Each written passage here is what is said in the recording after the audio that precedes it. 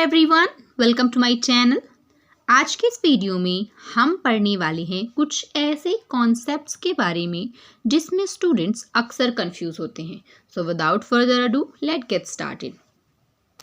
आपको स्क्रीन में कुछ वर्ड्स दिख रहे हैं जैसे supposed to, suppose to be और सपोज टू हैव।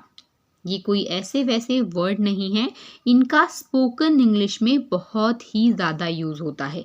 लेकिन जब भी इनको यूज़ करने की बात आती है तो स्टूडेंट्स बहुत ज़्यादा कंफ्यूज होते हैं कि सपोज टू का यूज़ कब करें, सपोज टू बी का यूज़ कब करें या फिर सपोज टू हैव का यूज़ कब करें। तो चलिए आपकी इसी कन्फ्यूज़न को आज हम करेंगे दूर और आपके जितने भी कॉन्सेप्ट्स हैं उनको करेंगे क्लियर। तो जब भी बात आती है सपोज्ड टू की, सपोज्ड टू की, उसका अर्थ क्या होता है, उसको यूज़ कब करते हैं? तो इसको हम यूज़ कब करते हैं जब किसी से किसी काम को करने की उम्मीद की जाती है या फिर किसी को कोई काम करने की जिम्मेदारी दी जाती है। ठीक है, हम किसी से एक्सपेक्ट कर रहे हैं कि आपको ये काम करना है या फिर हम किसी को ये जिम्मेदारी दे रहे हैं कोई काम करने की, वहाँ पे हम यूज़ करते हैं सपोज्ड टू का। ठीक है, चलिए अब इसका यूज करके कुछ आप एग्जाम्पल्स देखिए फिर समझिए। पहला एग्जाम्पल देखिए, तुम्हें आज रात तक अपना होमवर्क खत्म करना है। तुम्हें आज रात तक अपना होमवर्क खत्म करना है, हमने क्या कर दी, एक जिम्मेदारी दे दी है। ठीक है, you are supposed to finish your homework by tonight. You are supposed to finish your homework by tonight. तुम्हें आज रात तक अपना होमवर्क खत्म करना है। ठीक है, चलिए अगला एग्जाम्पल देखिए, उसे मुझे बाद में कॉल करना है। उसे मुझे बाद में कॉल करना है, मतलब ये क्या है, एक जिम्मेदारी हमने ली है कि हम उसको बाद में कॉल करेंगे या वो मुझे बाद में कॉल करेगी। She is supposed to call me later. She is supposed to call me later. उसे मुझे बाद में कॉल करना है, मतलब सामने वाले व्यक्ति ने जिम्मेदारी ली है कि वो आपको कॉल करेंगे। ठीक है, अगला एग्जाम्पल देखिए, हमें 5 बजे मिलना है। हमें 5 बजे मिलना है। We are supposed to meet at 5 PM. ठीक है, तो हम दो लोगों ने जिम्मेदारी ली है कि हम 5 बजे मिलेंगे, हमें 5 बजे मिलना है। We are supposed to meet at 5 PM. चलिए एक और एग्जाम्पल देखिए, उसे केक लाना है। उसे केक लाना है। He supposed to bring the cake. He supposed to bring the cake. उसे केक लाना है, तो ये भी हमने किसी को क्या दी है, जिम्मेदारी दी है। तो जब भी हम जिम्मेदारी की बात करेंगे तो वहाँ पे क्या यूज़ करेंगे, सपोज्ड टू का, या फिर किसी से उम्मीद रख रहे हैं तो वहाँ पे भी क्या यूज़ करेंगे, सपोज्ड टू का। ठीक है, यहाँ पे हमने एक सेंटेंस लिया है जिसको आपको ट्रांसलेट करना है सपोज टू का यूज़ करके। उन्हें आज रिपोर्ट भेजनी है, इसको आप ट्रांसलेट करिएगा और कमेंट सेक्शन में कमेंट करिएगा। चलिए सब अगला देखिए, अब हम बात कर रहे हैं सपोज्ड टू बी की। अब इसका यूज़ कब होता है, जब किसी चीज़ की प्रकृति मतलब किसी भी वस्तु की नेचर या स्थिति यानी कि सिचुएशन के बारे में बात की जाती है। जब भी हम किसी चीज़ की नेचर या किसी सिचुएशन की बारे में बात करते हैं तो हम वहाँ पे सपोज्ड टू बी का यूज़ करते हैं, ना कि सपोज्ड टू का। सपोज टू का हम यूज़ कब करते हैं, सपोज टू का हम यूज़ करते हैं जब हम किसी को जिम्मेदारी देते हैं या किसी से उम्मीद रखते हैं वहाँ पे। लेकिन सपोज टू बी का हम यूज़ कब करेंगे, जब किसी चीज़ के नेचर के बारे में बात कर रहे हैं या किसी सिचुएशन के बारे में बात कर रहे हैं, किस चीज़ को ऐसा होना चाहिए। चलिए अब देखिए एग्जाम्पल्स।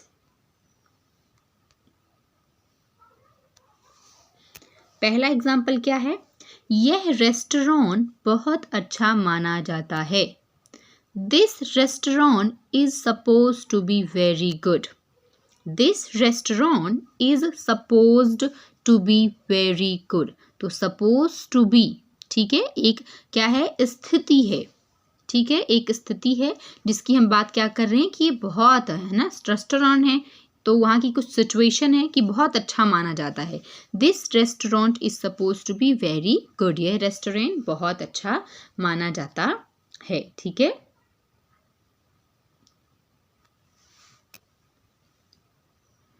वह अपने क्षेत्र में एक एक्सपर्ट मानी जाती है।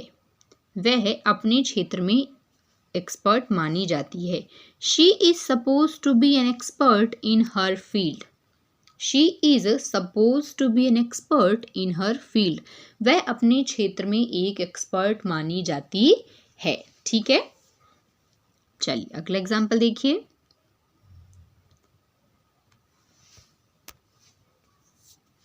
यह दवा, ठीक है, यहाँ पे थोड़ा वो मिसप्रिंट हुआ है।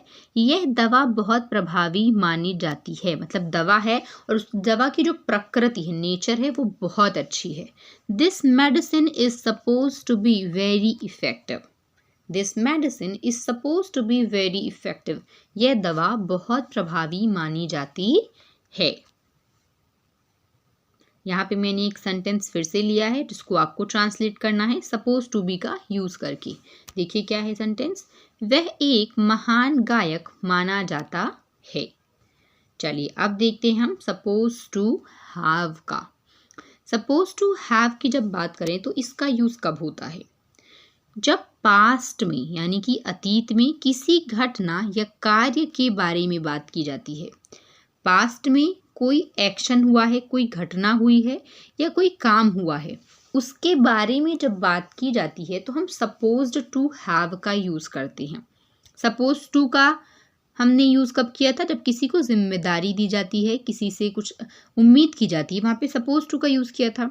सपोज टू बी का हमने यूज़ किया जब हम किसी चीज़ की स्थिति या सिचुएशन की बात करते हैं। ठीक है, और सपोज टू हैव का हम कब यूज़ करते हैं, जब हम पास्ट में किसी घटना या किसी पास्ट के एक्शन के बारे में बात करते हैं। चलिए अब देखते हैं इसके एग्जाम्पल्स।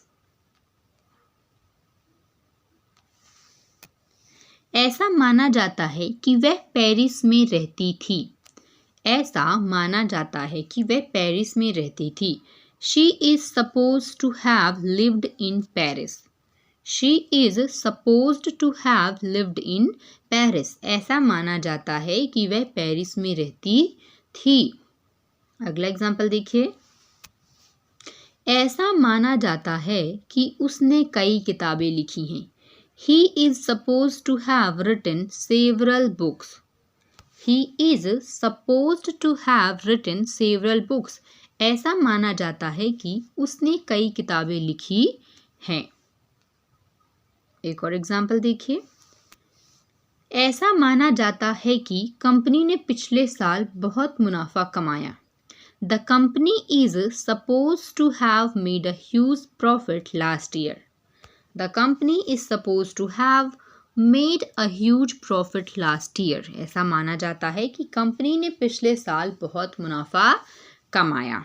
ठीक है, तो देखिए लास्ट एक सेंटेंस है जिसको आपको ट्रांसलेट करना है और कमेंट बॉक्स में कमेंट करना है। देखिए क्या है सेंटेंस। ऐसा माना जाता है कि यह एक प्रसिद्ध कलाकार ऐसा माना जाता है कि यह चित्र एक प्रसिद्ध कलाकार द्वारा बनाया गया था। ठीक है, तो आपको इसको ट्रांसलेट करना है सपोज टू हैव का यूज़ करके। तो आज की वीडियो यहीं तक के लिए थी। आई होप अब आपको कॉन्सेप्ट क्लियर होगा कि कब आपको सपोज टू का यूज़ करना है, सपोज टू बी का यूज़ करना है और सपोज टू हैव का यूज़ करना है। तो अगर आपको वीडियो पसंद आई है so please do like, share and subscribe. Thanks for watching.